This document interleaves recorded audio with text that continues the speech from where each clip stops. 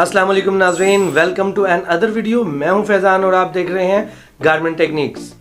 तो आज नाज़रीन हम डिस्कस करने जा रहे हैं स्टिचिंग डिपार्टमेंट के बारे में। आज आपको बताऊंगा कि स्टिचिंग डिपार्टमेंट होता क्या है, इस डिपार्टमेंट को किस किस नाम से बुलाया जाता है और इस डिपार्टमेंट में कितने सेक्शन मौजूद होते हैं और हर एक का क्या किरदार होता है।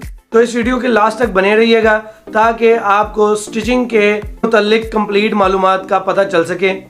नाज़रीन, स्टिचिंग डिपार्टमेंट जो है वो बहुत ही काबिल और बहुत ही टेक्निकल डिपार्टमेंट होता है और इसको ज़्यादातर अपैरल सेक्टर, जहां पर जीन्स की पैंटें, शर्ट्स, जैकेट्स, इवन के वहां पर भी जहां पर लेडीज़ के कुर्ता शलवार, जेंट्स के शलवार कमीज़, इस तरह से जो भी चीज़ें तैयार होती हैं वहां पर भी इसको बैकबोन के नाम से जाना जाता है।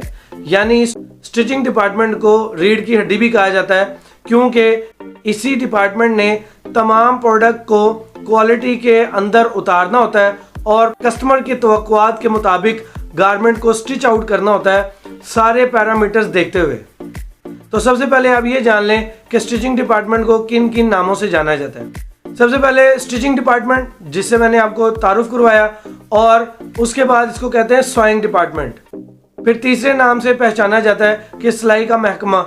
देखिए नाज़रीन, ये जो नाम है ना, सिलाई का महकमा, स्टिचिंग डिपार्टमेंट, सोइंग डिपार्टमेंट, तमाम का मतलब और मकसद एक ही है। इस डिपार्टमेंट के अंदर हर वो चीज़ सिलाई होती है जो कस्टमर चाहता है। एक डिपार्टमेंट इसके अलावा भी होता है, वो सैम्पलिंग डिपार्टमेंट होता है। तो सैम्पलिंग डिपार्टमेंट के ऊपर भी एक तफसीलन वीडियो मैं आपके साथ शेयर करूंगा, लेकिन आज हमारा मौजू सोइंग डिपार्टमेंट है, जहां पर प्रोडक्शन होती है। सोइंग जो है वो सैम्पलिंग में भी होती है, लेकिन वहां पे सिर्फ सैम्पलिंग का काम होता है, वो मैं आपको बताऊंगा। लेकिन जो स्टिचिंग डिपार्टमेंट है, प्रोडक्शन स्टिचिंग डिपार्टमेंट, यहाँ पर सिर्फ और सिर्फ बल्क जो है वो स्टिच की जाती है, यानी ज्यादा मिकदार में क्वांटिटी को सिलाई किया जाता है। तो नाज़रीन, स्टिचिंग डिपार्टमेंट के अंदर सबसे पहला सेक्शन स्मॉल पार्ट होता है। तो नाज़रीन, मैंने आपसे स्मॉल पार्ट से रिलेटेड जो ऑपरेशंस वगैरह डिस्कस किए हुए हैं, जो पार्ट्स डिस्कस किए हुए हैं पिछली वीडियो में, उसको भी आप देख सकते हैं। आपको पता चल जाएगा कि स्मॉल पार्ट्स असल में क्या है और उसमें जो पार्ट्स मेक होते हैं वो क्या है। इस डिपार्टमेंट में कुल 5 सेक्शन होते हैं। Number 1 small parts, number 2 back section, number 3 front section, number 4 assembly 1 जो कि वेस्ट बेल्ट तक होती है, और असम्बली 2 जिसको हम वेस्ट बेल्ट से आगे आगे देखते हैं और फाइनल तक वो जाता है, तो उसको असम्बली 2 यानी कि फाइनल भी बोलते हैं।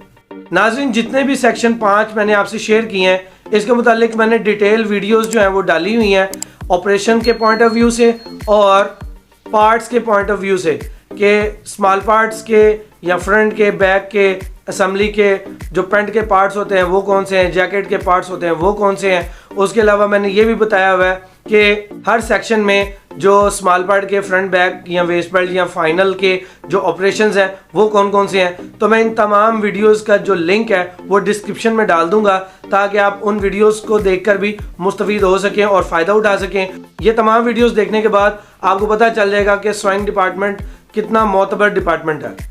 तो नाज़रीन, डिस्कस कर लेते हैं सबसे पहले स्मॉल पार्ट के बारे में। स्मॉल पार्ट एक स्टार्टिंग वे होता है, यानी कि यहाँ पे हर ऑर्डर की जो है वो शुरुआत होती है और हर ऑर्डर को यहाँ पर लेके चला जाता है। जो स्मॉल पार्ट से रिलेटेड पैटर्न्स हैं या वर्कमैनशिप है या फाइल है, तो वो सारी चीज़ें यहाँ पर चेक की जाती हैं प्रोडक्शन की तरफ से और क्वालिटी की तरफ से। क्वालिटी प्रोडक्शन हर सेक्शन में मिलकर काम शुरू करवाती है और ऑपरेटर को आगाह करती है CTQs के हवाले से। तो नाज़रीन, क्रिटिकल टू क्वालिटी के मुतालिक भी मैं आपके साथ वीडियो एक शेयर करूंगा, ये भी एक अहम वीडियो हो सकती है।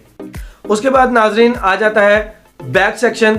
तो बैक सेक्शन में सारे वो पार्ट्स जो बैक सेक्शन में इस्तेमाल होते हैं उनको तैयार किया जाता है, स्टिच आउट किया जाता है, यानी कि बैक पॉकेट अटैचमेंट है, योक और सीट की मेकिंग है, तो ये सारी चीज़ें बैक सेक्शन के अंदर तैयार की जाती हैं। तो नाज़रीन, इसके बाद आ जाता है फ्रंट सेक्शन। फ्रंट सेक्शन के अंदर भी उसके लिहाज से वो तमाम ऑपरेशंस वहाँ पर बनाए जाते हैं। यहाँ पर भी ऑपरेशंस जो है वो क्वालिटी प्रोडक्शन ही स्टार्ट करवाती है और किसी भी वर्क ऑर्डर को स्टार्ट करने से पहले उसको जांच पड़ताल कर ली जाती है, उसके CTQs, उनकी चीज़ें डिफाइन कर ली जाती हैं ताकि किसी भी गलती का अंदेशा भी ना रहे। नाज़रीन, इसके बाद आ जाता है असम्बली 1 सेक्शन, जिसको हम वेस्ट बेल्ट तक देखते हैं। बैक फ्रंट होने के बाद सबसे पहले पेयरिंग होती है। पेयरिंग का मतलब है कि फ्रंट और बैक सेक्शन जब रेडी हो जाते हैं तो उनको आपस में number wise, size wise, bundle wise match कर दिया जाता है ताकि उसमें किसी भी रॉन्ग साइज या कलर शेड या किसी भी और प्रॉब्लम का सामना ना करना पड़े।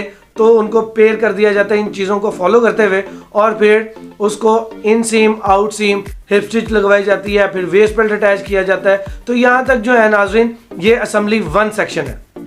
उसके बाद आ जाते हैं असेंबली 2 में। असेंबली 2 में नाजरीन आ जाते हैं वेस्ट बेल्ट के बाद के तमाम वो ऑपरेशंस जिसमें कंप्लीट गारमेंट बनना होता है।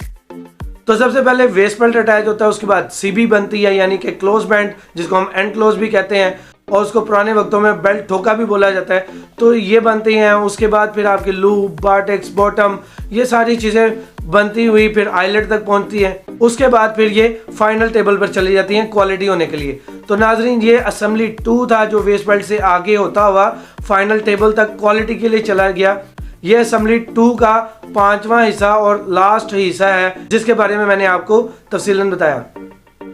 इसके बाद नाजरीन WIP का किरदार आ जाता है। तो WIP जो है वो फाइनल से क्वालिटी और ऑडिट होने के बाद वो सारे गारमेंट्स जो हैं उनको काउंट करता है और वो रिसीव कर लेता है। तो मैं इंशाल्लाह WIP work in process department पर भी कोशिश करूंगा कि आपके लिए एक इंफॉर्मेटिव वीडियो लेके आऊं।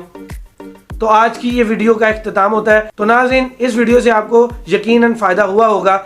अगर आप समझते हैं कि ये इन्फॉर्मेटिव दूसरों तक भी पहुंचनी चाहिए तो इस वीडियो को लाइक एंड शेयर करें और मेरे इस चैनल को सब्सक्राइब करें। मैं मिलूंगा आपसे इसी तरह के एक मुनफरिद और इंतहाई अहम टॉपिक के साथ। तो तब तक मुझे दीजिए इजाज़त। मैं हूं फैज़ान। अस्सलाम वालेकुम।